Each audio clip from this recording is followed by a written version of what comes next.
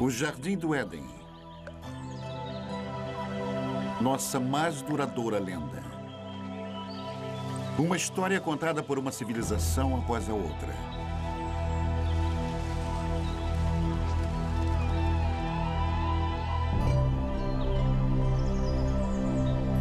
Uma história de sedução. A ira de Deus.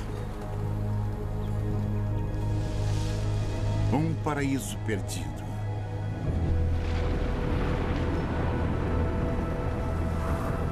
Mas será somente uma fábula? Existem provas de que as grandes histórias da Bíblia tenham sido verdade? De fato, existiu um lugar como o Éden?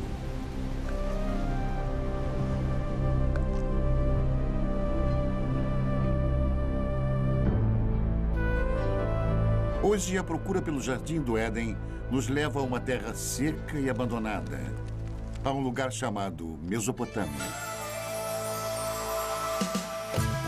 Mesopotâmia. Retorno ao Éden.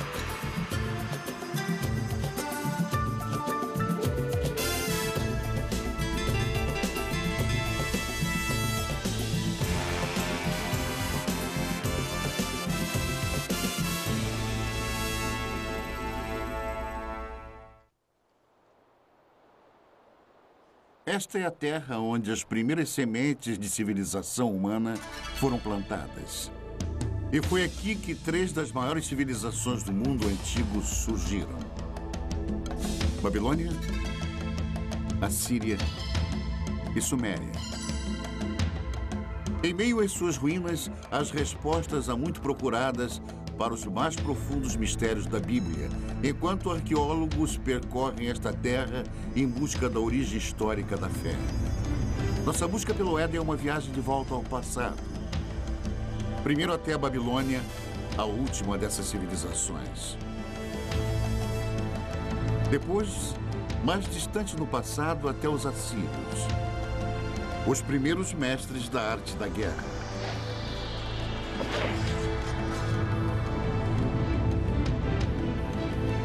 E, finalmente, um momento no passado tão longínquo que somente o Éden poderia ter precedido.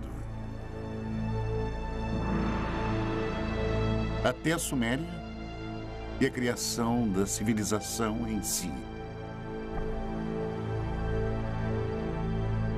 O grande arco da crescente fértil.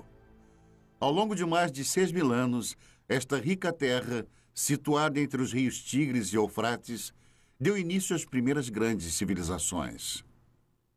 Os gregos a chamam de Mesopotâmia. Nós chamamos de Iraque. Subpondo as camadas da história daqui, podemos trilhar as origens de nossas histórias mais antigas e nos transportar às raízes mais profundas da fé. Nossa jornada começa na margem oeste da Mesopotâmia, em Israel. Uma descoberta casual em 1947 voltaria a atenção do mundo para a arqueologia e para a Bíblia. 2 pastores beduínos estão conduzindo seu rebanho de cabras pelos rochedos de Qumran, a alguns quilômetros a leste de Jerusalém. No calho do deserto, eles notaram uma pequena caverna oculta num declive rochoso curioso. Um começa a subir. Não é raro encontrar artefatos antigos e valiosos nestes penhascos.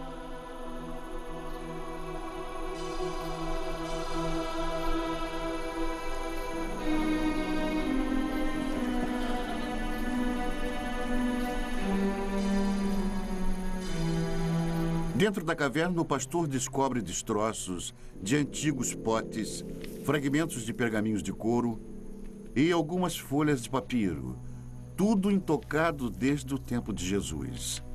Estas escrituras de uma seita judaica monástica chamada Essênios viriam a ser conhecidas em todo o mundo como os manuscritos do Mar Morto. Nas cavernas ao redor, centenas de papiros antigos seriam eventualmente descobertos. Uma delas provou ser a primeira versão do Antigo Testamento, incluindo os 5 primeiros livros fundamentais conhecidos pelos judeus como Torá. Os manuscritos do Mar Morto imediatamente se tornaram foco de um tremendo alvoroço internacional, enquanto eruditos e teólogos disputavam a posse e os significados deles. E a sensação foi importante. Isto foi descrito como um dos achados arqueológicos mais importantes. E são muito valiosos para os judeus, porque eram judaicos. Eles vêm de um período fundamental na história judaica. E muito valiosos para os cristãos, porque são contemporâneos de João Batista, Jesus e por aí vai. Portanto, são muito informativos. Mas, além disso, temos uma grande ligação emocional a esta obra. A Bíblia sempre foi um livro lido sob 2 pontos de vista: o sagrado e o histórico. Mas o tradicional Torá é sempre escrito à mão. As palavras são lidas enquanto o escriba escreve. Portanto, se tornam uma oração. E cada Torá é considerado sagrado a partir do momento que é escrito. Mas a precisão histórica da Bíblia nunca foi de fato comprovada. É um trabalho que continua até hoje.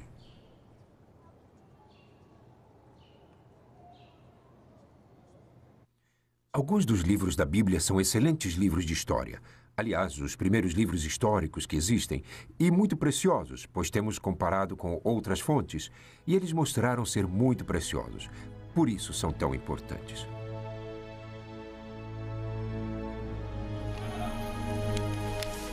A descoberta dos manuscritos do Mar Morto foi o evento mais famoso da arqueologia bíblica, mas não foi o primeiro. A ânsia por explorar a história bíblica tem uma tradição respeitável. É uma procura que começou na Terra Santa, mas levaria à Mesopotâmia.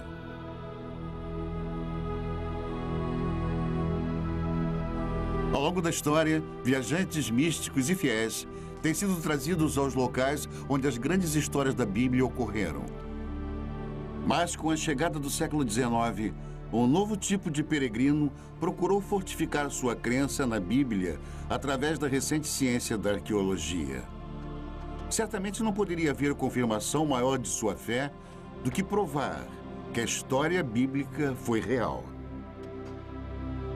O primeiro propósito dos arqueólogos bíblicos foi localizar lugares mencionados nas narrativas bíblicas e ver se alguma ilustração daqueles contos poderia ser encontrada. Para usar a cerâmica antiga, as antigas muralhas da cidade, as antigas armas como ilustrações de histórias bíblicas que todos eles haviam aprendido na infância.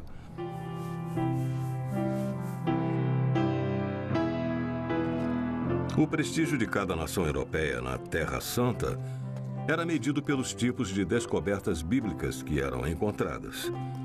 E uma das mais intensas batalhas diplomáticas e políticas que ocorreu na história da arqueologia bíblica foi a descoberta da famosa pedra moabita. Em 1868, na terra de Moab, beduínos da tribo Boni Ramada tropeçaram numa misteriosa tabuleta de pedra enterrada no deserto. Os nativos não eram alheios às antiguidades da área, nem ao seu valor para os europeus. O primeiro ocidental a saber sobre a curiosa pedra negra foi o reverendo Frederick Augustus Klein. Ele imediatamente partiu para a terra deserta, cheia de bandidos, acompanhado somente por alguns guias beduínos. Klein era um missionário, não um arqueólogo. Logo que olhou para o peculiar entalhe de basalto, ele sentiu uma súbita animação, suspeitando que a tabuleta negra pudesse confirmar suas crenças mais profundas.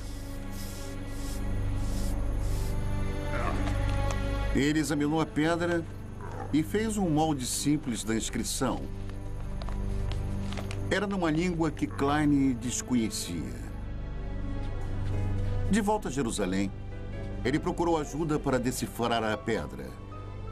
Quando a notícia do achado começou a se espalhar, as ruas e bazares fervilhavam com os rumores de uma nova descoberta. A inscrição na pedra provou ser o relato do rei Moabe sobre uma batalha também descrita na Bíblia. Pela primeira vez, ali estava uma confirmação escrita, gravada na pedra, de uma história da Bíblia. Duas fontes de um mesmo evento. Para os fiéis, aquela era a prova que estavam procurando. Uma evidência concreta da precisão histórica da Bíblia. Muitos quiseram comparar a pedra, mas os beduínos tinham motivos para desconfiar. No passado haviam sido trapaceados, até mesmo roubados, por caçadores europeus de tesouro. Supondo que algo tão estimado pelos europeus devesse conter ouro, eles jogaram a pedra no fogo na esperança de quebrá-la. Quando o fogo esquentava a pedra, eles derramavam água sobre ela e repetiram isso várias vezes até que finalmente ela explodiu. Eles não encontraram ouro algum e a pedra estava destruída.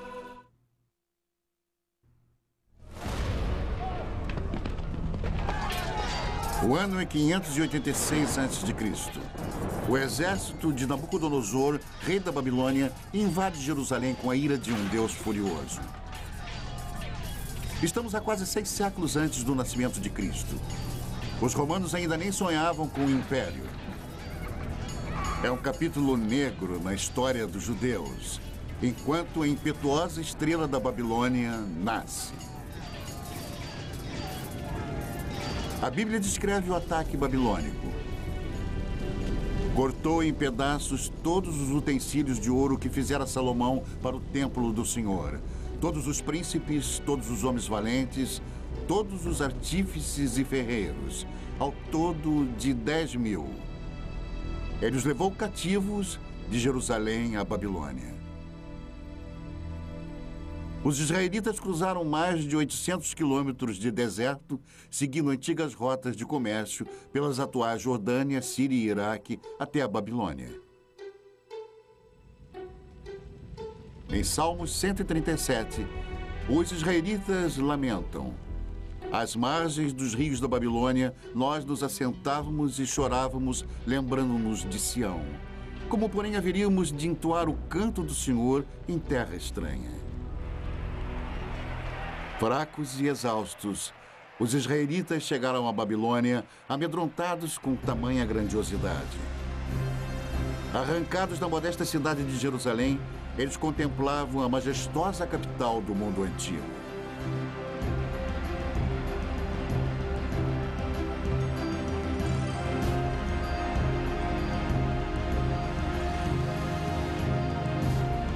Mas, de alguma forma, os israelitas conseguiram mais do que entoar o canto do Senhor nesta terra antiga. Eles também registraram. Se você pegar qualquer parte de uma fala e então escrevê-la, você está formalizando isso. Você imediatamente estabelece um texto que as pessoas podem criticar ou podem dizer: esta é a verdade, tudo mais é errado. Que eu considero como sendo o maior efeito das escrituras da Bíblia ou do Antigo Testamento. Hoje, as muralhas reconstruídas ao redor da Babilônia estampam o nome de Saddam Hussein. Mas um dia os tijolos exaltavam outro nome: Rei Nabucodonosor. Esta foi uma terra de muitos deuses e ídolos pagãos. Um local improvável para o surgimento de um dos textos mais sagrados do mundo. Na verdade, a grande diversidade babilônica criou o clima perfeito. E eles invadiram este solo cosmopolita. Até os mais educados e os mais cultos estavam sendo bombardeados com contato direto com outras pessoas, e digo pessoas diferentes. Os israelitas se viram numa violenta mistura de raças e línguas em conflito com deuses e demônios. Que cidade é esta? O Apocalipse perguntaria. Vestida de púrpura e de escarlate, adornada de ouro, de pedras preciosas e de pérolas. A morada dos demônios, covil de toda espécie de espírito imundo. Babilônia, a grande mãe das meretrizes e das abominações da terra. Mas em meio a todas as abominações, talvez até mesmo por causa delas, foi onde a Bíblia se tornou um livro pela primeira vez. Ameaçados por uma nova cultura esmagadora, escribas hebreus se empenharam em preservar e solidificar a identidade judaica. Durante 3 gerações de escravidão, os escribas uniram a tradição oral de Israel, novas escrituras e textos sagrados em um único manuscrito. Nascia a Bíblia. Felizmente para eles, os babilônios eram bem liberais. Eles os permitiram manter sua própria cultura, sua própria religião, estudar seus próprios livros. Foi isso que preservou a Bíblia até os dias de hoje. Mas como os livros da Bíblia surgiram nos longos anos de exílio, a cultura babilônica teria influenciado profundamente o trabalho dos escribas israelitas. Eles eram pessoas muito cultas, eu suponho. Muitas das que foram exiladas. E escribas conversavam com escribas. Tenho certeza que foi assim que muita informação foi transmitida. E a troca de ideias e conhecimento deve ter sido, eu diria, devastadora, deve ter sido extraordinária. A Bíblia eventualmente refletiria as histórias e tradições dos babilônios e até mesmo das primeiras civilizações mesopotâmicas. Os israelitas não podiam ignorar a cultura próspera e os grandes monumentos babilônicos. Seus templos estavam entre as maiores construções do mundo antigo. Construções públicas enormes.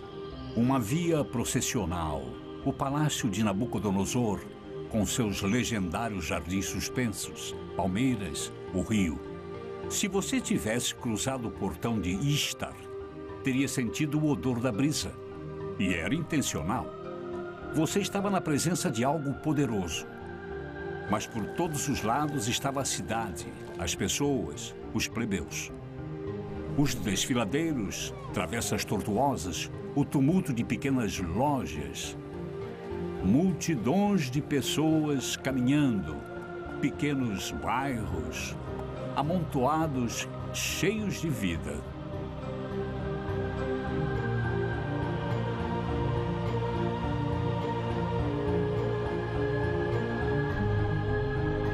E foi aqui, a Bíblia nos conta, que um dos monumentos mais extraordinários da antiguidade subia até o céu. A Torre de Babel. Durante eras, aventureiros e peregrinos esperavam que, encontrando a famosa torre, pudessem provar a veracidade das histórias da Bíblia. Um dos que falharam teria escrito: nenhum homem ousa se aproximar da torre, pois está deserta e cheia de dragões e enormes serpentes e de bestas venenosas. Viajantes medievais afirmaram ter encontrado a torre. Esta almádena em espiral ainda se encontra no norte do Iraque. Mas eles estavam errados. Esta torre foi construída 1500 anos depois e muito distante das muralhas da Babilônia. Talvez a mais intrigante possibilidade tenha sido feita por Robert Caldwell, um arqueólogo alemão no início do século. Ele descobriu uma trincheira retangular com alguns tijolos restantes. Muitos especialistas acreditam que Caldwell tenha descoberto tudo o que restou da famosa torre. Os enormes monumentos babilônicos causaram uma forte impressão nos escribas bíblicos. Mas a herança mais duradoura que sobrevive até hoje é uma novidade babilônica ainda mais impressionante: o Código de Lei. A Babilônia foi a primeira civilização na Terra a ter um código de lei escrito. A pedra, originalmente esculpida, é uma importante relíquia perdida por centenas de anos. Ela apareceria no final do século XIX. Uma pedra esculpida com um dos mais importantes documentos legais de todos os tempos. 1200 anos antes dos israelitas serem levados em cativeiro, o rei da Babilônia mandou esculpir uma pedra com as leis que carregam o seu nome. Código de Hammurabi. Estas escrituras podem ser tidas como precursoras do Código de Lei em Êxodo, Levítico e Deuteronômio. Nas sociedades em que o conhecimento e a lei são transmitidos e compartilhados oralmente, o precedente é muito importante. Quando foram escritos, as pessoas que o fizeram tinham imenso poder. O Código de Hammurabi influenciou quase toda a civilização desde a Babilônia. Hoje, até mesmo alguns de seus métodos mais primitivos de julgamento sobrevivem intacto. Hammurabi descreve um ritual chamado aprovação, um teste doloroso, até mesmo mortal, de culpa ou inocência. Em algumas remotas tribos beduínas, a aprovação ainda é praticada tal como era feita no tempo de Hammurabi. Nesta rara filmagem, um sagrado chamado Mubashi irá julgar os acusados examinando suas línguas após eles lamberem uma colher de ferro quente.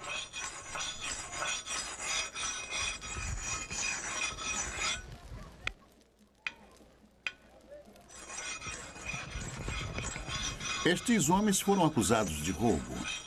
Eles devem se submeter à aprovação ou serem considerados culpados por omissão. Os membros da família assistem ansiosos enquanto os jovens rapazes se preparam para o ritual doloroso.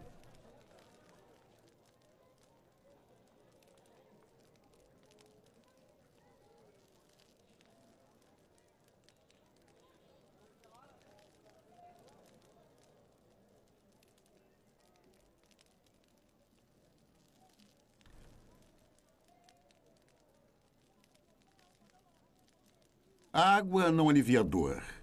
É para limpar e purificar o bebedor e prepará-lo para o julgamento. O homem sagrado reza e depois examina as línguas queimadas, buscando um sinal de Deus. Apenas o Mubashi pode definir culpado ou inocente, e somente ele irá determinar o destino destes homens. Finalmente, um veredicto. Um homem é considerado inocente para grande alívio de sua família. O outro não teve tanta sorte. Declarado culpado, ele irá pagar pelo seu crime. A aprovação é um intrigante reflexo atual de Hammurabi, mas suas leis chegam ainda mais diretamente ao presente através da Bíblia. Hammurabi estabeleceu leis. Ele não inovou nada. Ele apenas estabeleceu por escrito as leis as quais eram realizadas pelos antecedentes há centenas, se não milhares de anos. Olho por olho, dente por dente, e princípios como este, muitos dos quais ainda se encontram.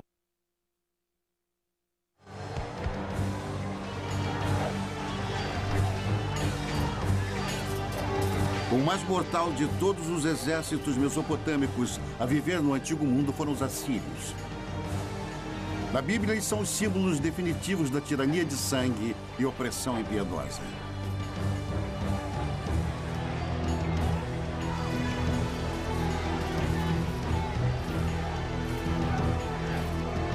Cem anos antes de Nabucodonosor levar os israelitas em cativeiro para a Babilônia, a Bíblia nos conta que o rei assírio Senaqueribe atacou as terras dos israelitas.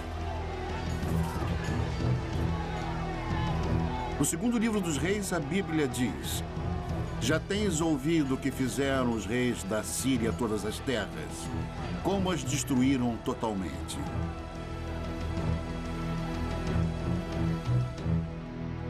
Os assírios eram dominados por reis déspotas.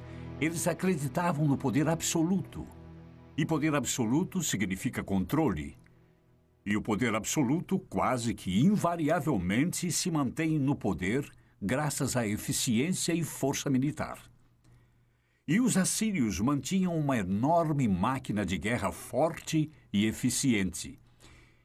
E nas paredes dos palácios dos reis assírios estavam as narrativas de algumas de suas expedições, escritas de forma vaidosa, gloriosa, grandiosa e eloquente.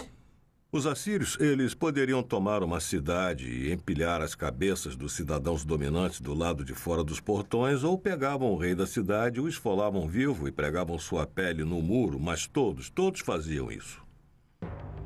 O poder assírio, simbolizado pela caça ao leão real, estava nas mãos de impiedosos reis guerreiros. Até mesmo a Bíblia demonstra uma relutante admiração. Eis que a Assíria e todos os grandes povos se assentavam à sua sombra. Ezequiel 31. Enquanto a cidade de Roma estava no início, a Assíria era o maior império do mundo. Por mais de 1000 anos, os detalhes sobre a civilização assíria eram poucos. Até a grande capital, cidade de Nínive, era desconhecida pelo mundo moderno. Então, em 1852, estas ruínas abandonadas foram exploradas pelo arqueólogo britânico Austin Henry Lerdy. O que Lerdy encontrou aqui no norte do Iraque foi nada menos do que a morada real de Nínive. Um tesouro intacto da civilização assíria. Cavando a terra como um minerador, Lerdy descobriu grandes touros alados e obras de arte espetaculares escondidas dos olhos humanos por um milênio. O mundo estava admirado e vibrante com a nova descoberta. Nínive era outra cidade bíblica encontrada, mais uma confirmação da precisão histórica da Bíblia. Porém, a mais fenomenal das descobertas de Lerdy foi a grande biblioteca de Nínive, uma extraordinária coleção de 22.000 tabuletas de barro gravadas com a escrita cuneiforme dos assírios. A única comunicação direta que temos com as pessoas do mundo antigo, de fato, é o que eles deixaram em seus escritos. Podemos saber, através disso, o que eles comiam, como era a sua medicina, como era a vida em família, como era a sua política e como viam a religião.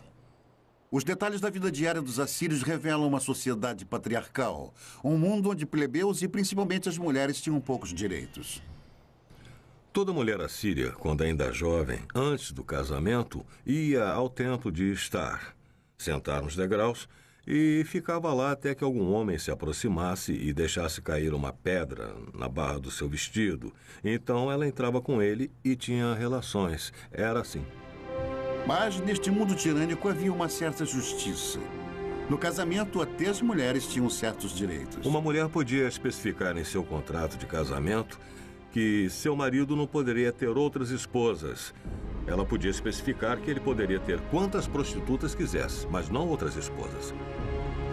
Mas se as mulheres comuns tinham direitos limitados, descobertas recentes revelam que as rainhas assírias dispunham de grande privilégio.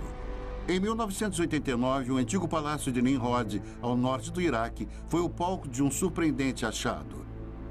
Os especialistas a consideraram a mais significante descoberta desde a tumba do rei Tutankhamon, o tesouro de Nimrod. Enquanto nós limpávamos uma das salas, descobrimos que havia algumas indicações de um túmulo no subsolo.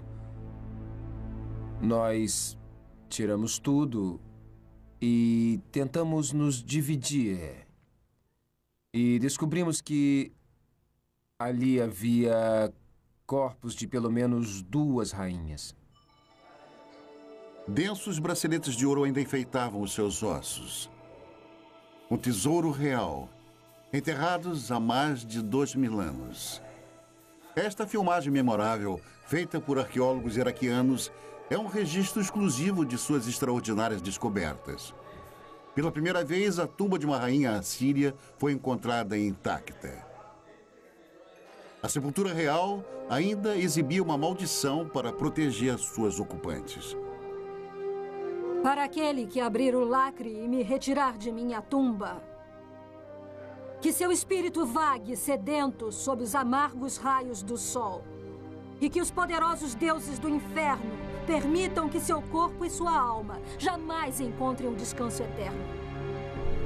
Ignorando a maldição, os arqueólogos escavaram mais de 56 quilos de joias lindamente esculpidas, globos de cristal e requintados entalhes. Os antigos assírios eram mestres ourives e artesãos. Mas o valor desse tesouro é bem mais alto do que vale em ouro. Quando mortas, as rainhas assírias esbanjavam riquezas. Mas em vida foram seus reis que fizeram história. Reis com sede de impérios. No ano de 701 a.C., o rei Senaqueribe e seu exército se puseram a caminho do deserto em direção ao mar Mediterrâneo. Os corajosos assírios estavam determinados a conquistar tudo que passasse em seu caminho. As cidades de Judá, inclusive Jerusalém, e seu rebelde rei Ezequias. Fortalezas e mais fortalezas tombavam diante dos assírios, mas foi a cidade de Laquis cuja brutal destruição está nos registros históricos e na Bíblia. O cerco a Laquis é um ótimo exemplo de como o exército assírio invadiu a cidade, a cercou, a sitiou e a conquistou, e levou seus habitantes como escravos, os que não foram executados, homens, mulheres e crianças. A técnica era muito simples, era uma conquista bruta, rápida e sistematicamente eficiente. E nos baixos relevos dos palácios assírios, dá para ver os mecanismos de cerco, os soldados avançando nas colinas com os escudos por cima os protegendo dos entulhos atirados. Mas eles não tinham chance. Os outros eram soldados profissionais, eram uma máquina.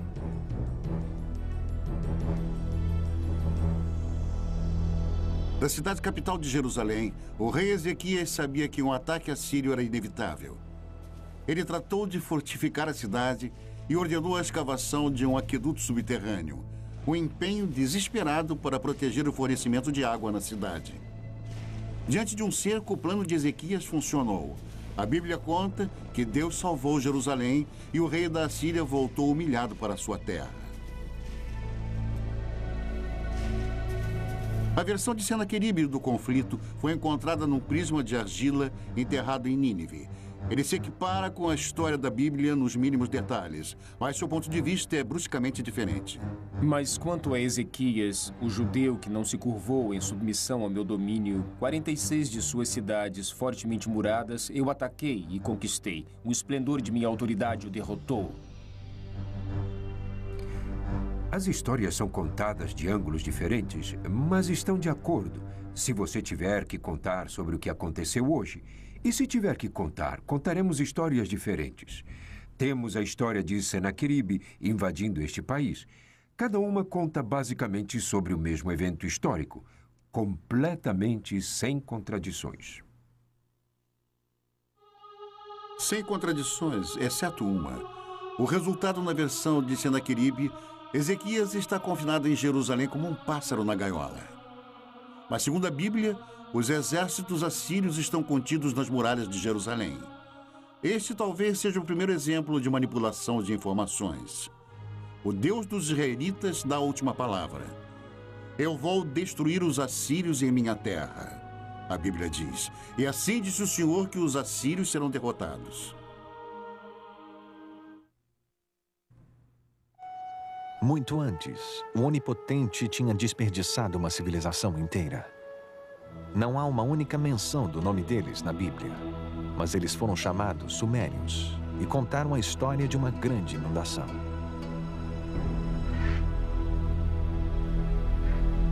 É uma das mais famosas histórias de toda a Bíblia, a saga da Arca de Noé. Um Deus raivoso, um barco de madeira, um dilúvio. É a história de Noé e sua família fugindo para a arca com cada espécie de animal e sobrevivendo ao castigo da inundação, enquanto o resto da humanidade é destruída. É uma história primitiva, mexendo com nossas esperanças e medos mais profundos. Uma história encontrada na Bíblia, mas também em outro texto antigo, um texto descoberto nas ruínas dos Sumérios. No começo deste século, um grupo de blocos mesopotâmicos foram traduzidos. Eles revelaram a primeira lenda conhecida de uma enchente cataclísmica. O primeiro épico escrito do mundo é a história do mítico rei Gilgamesh. A história dele sobre uma grande enchente precede a da Bíblia por pelo menos 2000 anos. Por 7 dias e 7 noites, uma enchente tinha invadido a terra e o barco gigante foi lançado pelas tempestades. O barco navega até uma montanha. Ele solta os pássaros, que é a história que tem uma semelhança com a enchente bíblica. É uma história maravilhosa. Mais de 5.000 anos atrás, a história do grande dilúvio foi contada primeiro aqui, nas cidades antigas da Suméria, Uruk, Eridu e Ur. Na Suméria, encontramos o início de quase tudo que nos fez civilizados. Eles inventaram a roda, o governo e a jardinagem. Suméria, a primeira civilização na Terra. Em uma terra sem pedra, eles projetam tijolos de barro, como aqueles ainda feitos e usados hoje. E daqueles simples blocos de construção, eles levantaram os primeiros grandes monumentos, chamados zigurats, construindo templos que invadem dezenas de metros pelo ar. Os sumérios inventaram um minuto de 60 segundos e até mesmo o adolescente problemático. Onde você foi? Não fui em lugar nenhum. Se você não foi a lugar nenhum, por que fica perdendo tempo? Vá para a escola. Fique na frente do seu professor. Narre a sua lição de casa, escreva o seu trabalho. Você me entendeu? Sabemos sobre os sumérios, o que fizeram em suas vidas diárias, graças à mais impressionante invenção deles, a escrita. Nós conhecemos a mais antiga lenda deles e seus segredos mais íntimos, porque alguém escreveu. Foi algo que ninguém havia feito antes. É uma janela, mas uma janela que é composta de várias partes, algumas das quais podemos ver e algumas não. Nós necessitamos de muito mais do que temos. Então, o que temos é espetacular. Em alguns casos, nós também temos que ter em mente que há parte das vidas das pessoas que nunca vemos e que nunca veremos porque há pessoas cuja escrita não foi levada em conta. 5.000 anos atrás, alguém escreveu sua história na argila, nos dando uma ideia de um mundo no seu primeiro relance de civilização. Como um povo, os sumérios eram de certa maneira muito autênticos. Eles se preocupavam sobre conhecer outras pessoas e beber cerveja e coisas assim. E há várias coleções de poemas que relatam as preparações de uma mulher para o seu amante e como ela se veste e espera pelo seu amante. O centro desta civilização era a cidade perdida de Ur, onde se imaginava ser o lugar de nascimento de Abraão, o primeiro dos patriarcas bíblicos.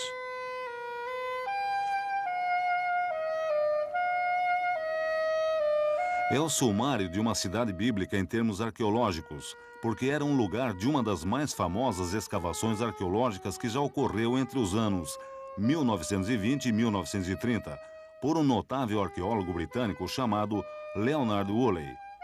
Um arqueólogo britânico descreveu a arqueologia como sendo a ciência dos detritos ou restos, o que é verdade. Mas me dê um arqueólogo que possa fazer pedras e ossos e tijolos e potes criarem vida. Leonard Woolley era assim. Ele pegaria pessoas num passeio por um pequeno quarteirão de Ur, onde as fundações da casa estivessem expostas, e conforme fossem andando, ele falaria da vida das pessoas que viveram nestas casas. Falaria sobre os fornos, as janelas, os tetos rebaixados, os móveis. E Ur, nas mãos de Woolley, ganhava vida. Woolley cavou este enorme buraco. Ele ia através da cidade e se tornava cada vez menor. E então havia esta inútil camada de lodo. E Woolley recontava como a mulher dele veio e olhou para aquilo. E ela era uma senhora simples. Olhou para aquilo e disse: "Oh, aquilo é a enchente." E luzes se acenderam. E Woolley disse que isto era uma evidência do dilúvio bíblico. E o que ele fez? Trouxe dinheiro. E Ur foi uma das escavações que foi vendida brilhantemente.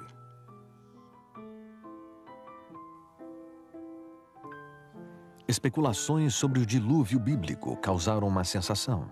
Mesmo sem uma prova concreta, foi como se a ciência e a Bíblia tivessem se unido no desolado deserto do sul do Iraque. Woolley iria finalmente desenterrar um tesouro indiscutível. Uma descoberta que trouxe visões extraordinárias para esta primeira das civilizações. As tumbas reais de Ur. Cavando na lama grossa, Woolley descobriu 74 esqueletos arrumados cuidadosamente, todos enterrados ao mesmo tempo. O sepultamento contou a chocante história de uma jornada final de um rei para o além e daqueles que o acompanharam. E a partir disto, ele desenvolveu uma notável história de um funeral real. E a história dele foi algo assim. Primeiro eles cavaram este grande buraco com uma lâmpada de um lado. No buraco, levantaram um sepulcro com pedra na qual o corpo do personagem real foi colocado.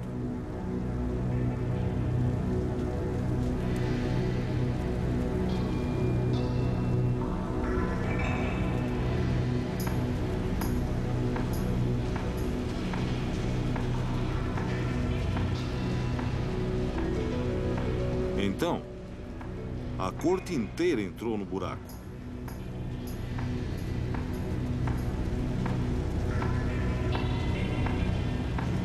Todos se alinharam e ficaram lá com pequenos potes de argila em suas mãos. E então, no sinal, todos beberam veneno.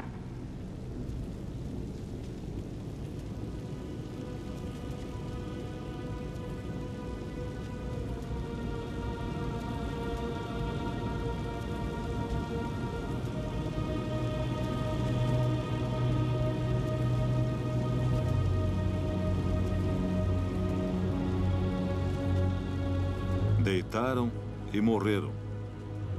Então, o príncipe foi para o seu túmulo acompanhado por todos os seus seguidores.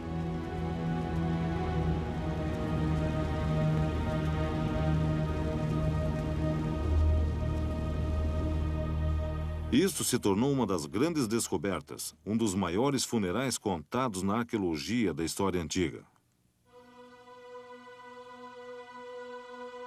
A descoberta dos túmulos em Ur foi um triunfo para a arqueologia, revelando os segredos antigos da primeira civilização. Mas a ciência sozinha pode nos levar só até lá. Onde a trilha acaba, o épico de Gilgamesh traz as pistas atormentadoras finais. Pistas que nos levam de volta a um jardim e a um lugar chamado paraíso.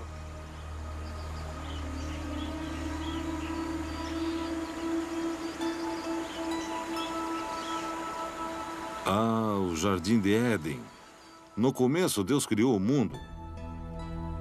É uma história familiar. Você tem esse tipo de mito da criação em quase toda a sociedade na Terra. E um desejo constrangedor do povo de um mundo melhor. Jardins de Éden. Paraísos são os desejos de um povo de uma vida menos complicada ou mais fácil, ou uma recompensa por ter trabalhado tão duro.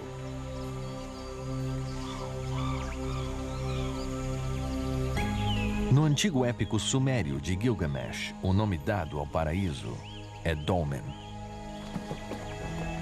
É um lugar além da habitação humana normal e como se apresenta no mito sumério da enchente, que é onde os sobreviventes da enchente foram morar.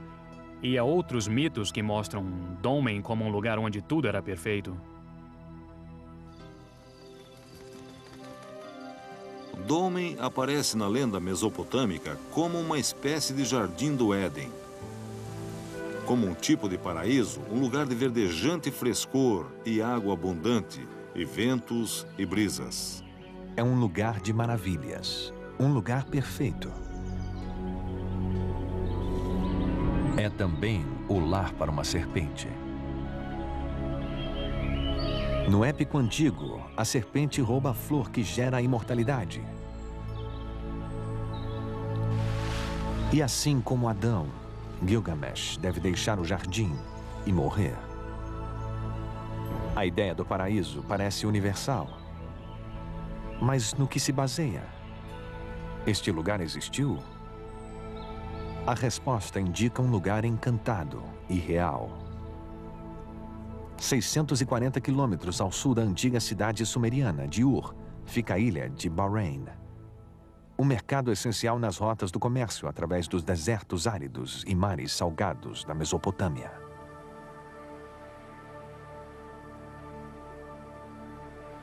Hoje, Bahrein não é mais um paraíso, mas foi uma vez viçoso.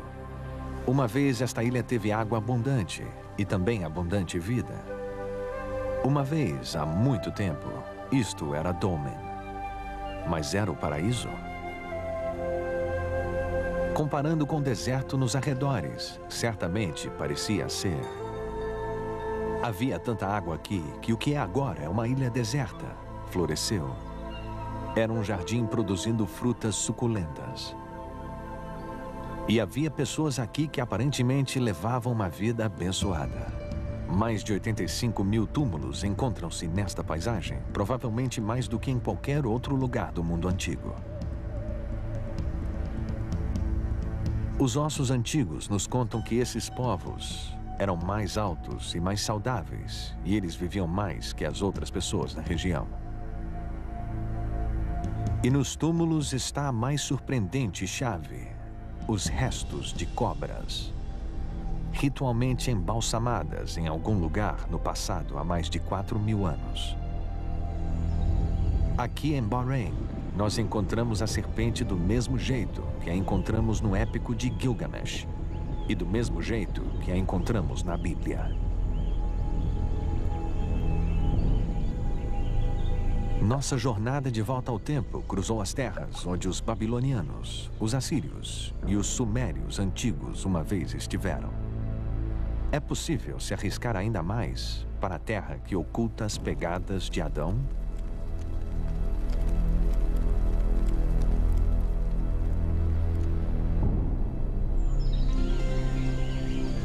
Aqui, fé e razão devem caminhar juntas. Nós agora sabemos que houve uma ilha paradisíaca na Mesopotâmia. É nossa escolha acreditar que era o paraíso.